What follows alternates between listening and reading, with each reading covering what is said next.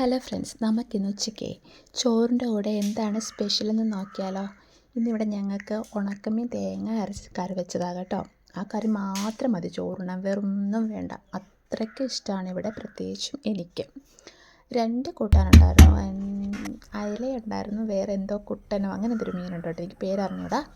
പിന്നെ അതിനകത്ത് ചതച്ചെടുത്തത് ചുവന്നുള്ളി, വെളുത്തുള്ളി, ഇഞ്ചിയും കൂടെ ചതച്ച് മാറ്റി വെച്ചു.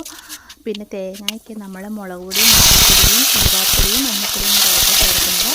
പിന്നെ ചട്ടിക്കകത്ത് ഉലുവയും കടുകും പൊട്ടിയ ശേഷം വഴുതനങ്ങയല്ലേ, കത്തിരിക്കാന്നത്, അതും പച്ചമുളകും കൂടെ ഇട്ട് വഴറ്റിയെടുക്കുക. അതിനുശേഷം നമ്മൾ അരച്ച് വെച്ച അരപ്പ് ചേർത്ത് കൊടുക്കുക കേട്ടോ. അത് കഴിഞ്ഞിട്ട് പുളിവെള്ളവും കൂടെ ഒഴിച്ച് കൊടുക്കും. വാളംപുളി, ചിലർ വാളംപുളി, നമ്മളിവിടെ കുടംപുളിയാണ് ചേർക്കുന്നത്. ഒഴിച്ച് കൊടുത്തതിന് ശേഷം ജസ്റ്റ് എടുത്ത് ഇള വരുമ്പോൾ അതിനകത്ത് നമ്മൾ ഉണക്കമീൻ ചേർത്ത് കൊടുക്കുക.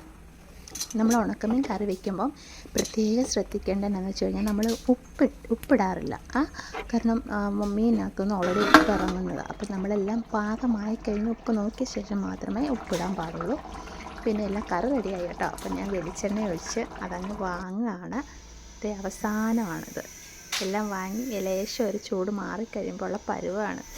നാവി വെള്ളം വരുന്നു ഗൈസ്. അപ്പോൾ വെച്ച് വന്നിട്ട് വരാം. ചേട്ടാ.